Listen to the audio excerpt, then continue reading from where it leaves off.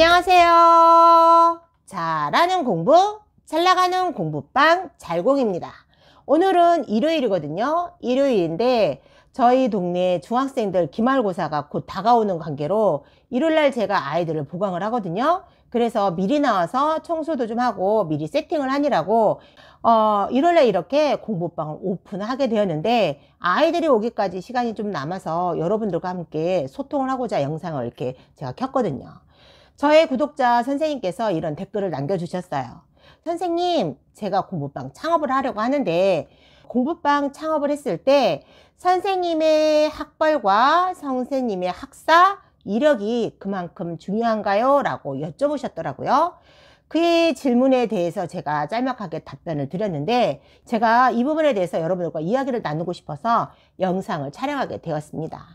물론 그 원장님께서 공부방을 창업을 하셨을 때 학벌이 좋고 학사 이력이 빵빵하다면 그것 또한 선생님이 공부방을 운영을 하셨을 때 하나의 도구로 사용할 수 있고, 내가 엄마들한테 또 어필할 수 있는 하나의 도구가 될 수는 있지만 그게 전부가 아니라는 걸 제가 공부방을 하면서 느낀 거거든요. 선생님이 학벌과 학사가 좋아, 그리고 내가 이력도 빵빵해. 그렇지만 내가 지금 공부방을 창업을 했는데 지금 아이들한테 너무 열정을 보이지 않고 지금 수업을 하고 있는 아이들을 잘 관찰하지 않고 교재도 연구하지 않고 그동안 내 학벌과 내 이력만 믿고 공부방을 운영한다면 그 공부방은 반드시 도태하게 되어 있고 아이들을 잘 이끌어갈 수 없고 가둬진 우물 속에 갇혀진 그런 격이 되거든요. 내가 학벌도 좋지만, 내가 학사도 좋지만, 내 이력도 좋지만 내가 공부를 가르치고 있는 이 아이들 하나하나를 잘 연구하고 그 아이들의 성향을 잘 파악하고 관찰해서 이 아이에게 딱 맞는 로드맵으로 수업을 해줘가는 게 굉장히 중요하거든요. 제가 아들이 둘이 있는데 내 뱃속으로 낳은 아들 2명도 성향이 너무 다르고 아이들 취향이 다르고 아이들을 공부하는 방향도 다르고 아이들을 대하는 교육 철학도 달리 해야지만 이게 먹히더라고요. 하물며 내 뱃속으로 낳은 자식들도 각자 나름 다르게 이렇게 지도하고 교육하고 그리고 내가 아이들을 키워나가는데 나 아닌 다른 세상에서 나와서 나에게 들어온 이 아이들은 얼마나 다르겠습니까? 그 아이들은 더욱더 세심하고 더욱더 관찰 있게 아이들을 지켜보고 그 아이에 맞는 로드맵을 짜서 그 아이에 맞게끔 수업을 연구하고 교육을 하고 또는 아이를 지도해야 되는 그런 선생님의 통찰력이 굉장히 필요하거든요. 그런데 선생님의 학벌만 믿고 선생님이 대치동이나 선생님이 굉장한 유명한 학원의 강사로 있었다는 그런 이력만 믿고 내가 공부방을 오픈하고 그것만 가지고 아이들을 대한다면 그 공부방은 발전하지 못하고 그리고 성장하지 못하고 도태돼가는 공부방 교습소 학원이 되는 건 그건 자연의 섭리 아닐까요? 제가 15년 동안 공부방을 운영을 하면서 아이들을 지켜보고 아이들을 교육하고 아이들을 지도해 본 결과에 의해서 한 명도 똑같은 아이들은 없었어요. 10이면 10명 아이들은 다 다른 성향을 가지고 있고 다 다른 공부법으로 다 다른 교수법으로 아이들을 지도하고 교육해야 하는 그런 실정이었거든요. 그래서 옛말에 가지 많은 나무에 바람 잘 날 없다듯이 공부방에서는 항상 조용한 날 그리고 그 평화로운 날, 고요한 날은 없어요.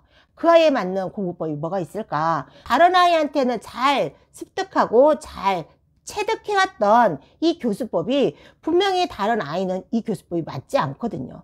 그럼 과연 이 아이는 어떤 성향을 가지고 있고 이 아이한테 맞는 교수법을 하려면 나는 어떻게 공부를 가르쳐야 하고 내가 어떤 방향으로 아이를 지도하고 이끌어 가야 할지 또 다른 교수법을 연구하고 그리고 아이들한테 대입을 시켜야 하거든요.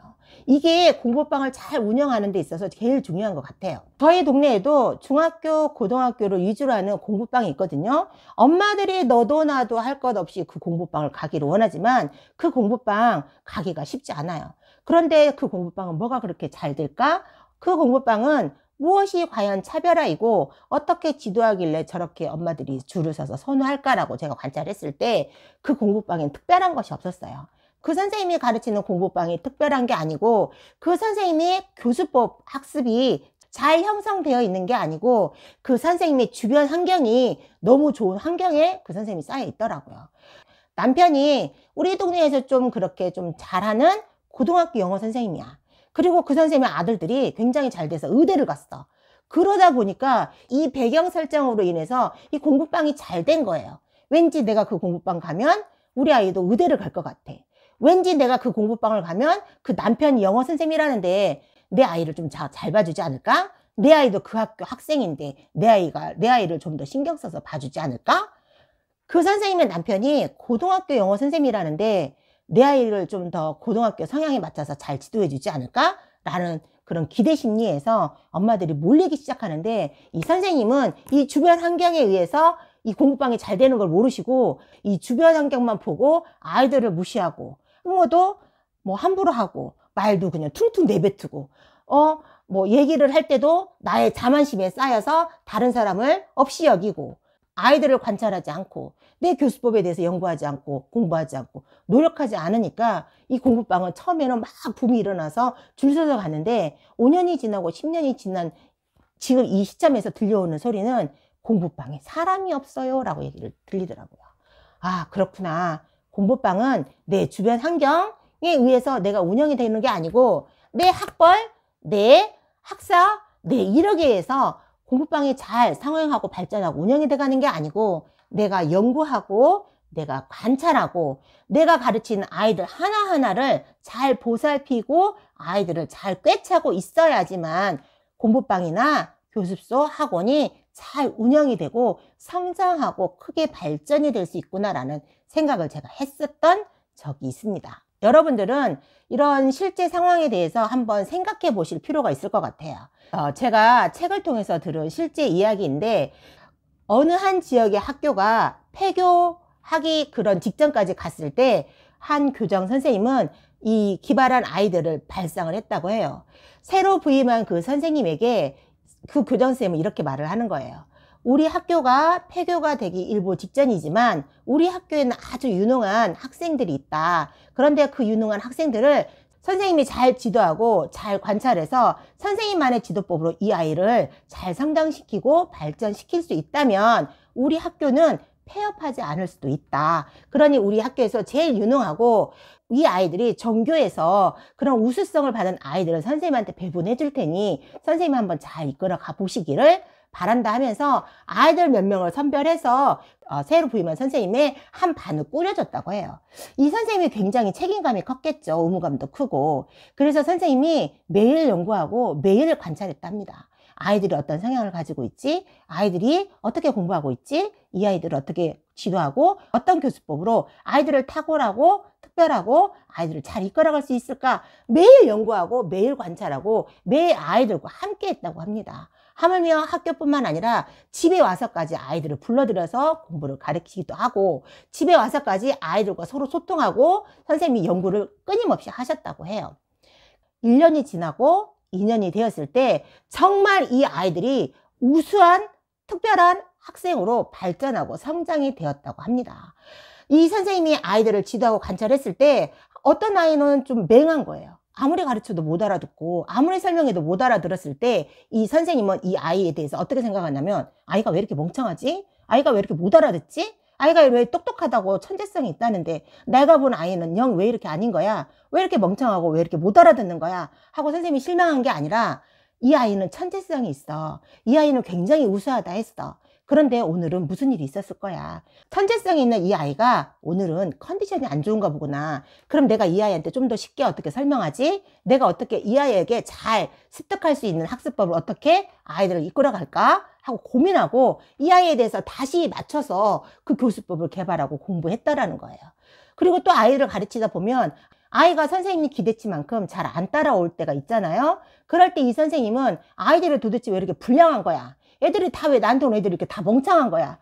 똑똑하고 영특하고 천재성이 있다는데 아이들이 왜 이렇게 미련하고 멍청하지? 이렇게 생각하는 게 아니라 천재성에 가진 아이들이 어느 한 부분에는 좀 모자라는 부분들도 있구나. 그럼 내가 이 모자란 부분을 어떻게 채워주고 이 아이들에게 어떻게 잘 습득을 잘 할 수 있게끔 내가 어떻게 가르치지? 어떻게 쉽게, 어떻게 재미있게, 어떻게 탁월하게 이 아이에게 학습을 가르치고 지도할 수 있을까 하고 또 연구한 거예요. 생각이 전혀 다른 거죠. 이런 생각의 전환으로 인해서 아이들과 항상 소통하고 아이들에 대해서 항상 관찰하고 이 아이에 맞는 교수법을 찾기 위해서 선생님도 끊임없이 노력하고 연구를 했다라는 거예요. 그리고 2년 뒤에 지났을 때 이 아이들은 전국에서 아주 탁월하고 우수성이 뛰어난 아이들로 성장을 했다라는 거예요. 그렇게 알려지고 나서 많은 학생들의 학부모들이 이 학교로 몰려들기 시작하는 거예요. 그래서 이 학교는 폐교의 위기를 넘겼다고 해요. 그리고 나서 교장 선생님이 이 선생님을 교장실로 불러서 솔직히 고해성사를 했다고 합니다. 선생님, 죄송합니다. 제가 선생님을 속였습니다.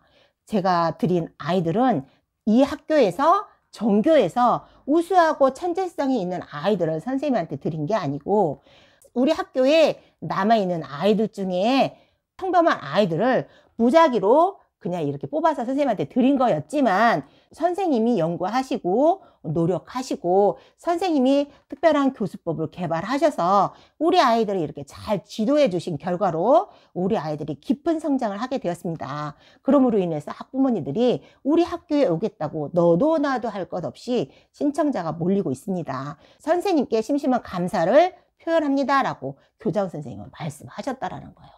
정말 놀랍지 않나요?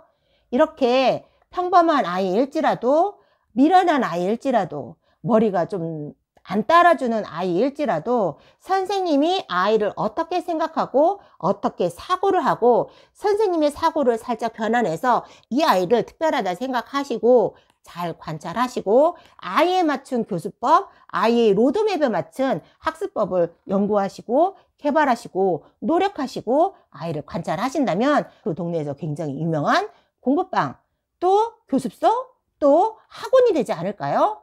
내 학벌만 믿지 않고 내 교수법만 믿지 않고 내가 배웠던 것만 생각하지 않고 아이 1:1로 로드맵에 맞춰서 수업을 하고 개발하신다면 선생님이 아주 성장하고 발전하는 그런 학원, 교습소, 공부방이 되실 거라고 믿어 의심치 않습니다. 아이들에게 필요한 부분이 무엇이 있을까? 연구하고 노력하는 선생님이 되도록 우리 함께 화이팅을 외쳐보는 건 어떨까요?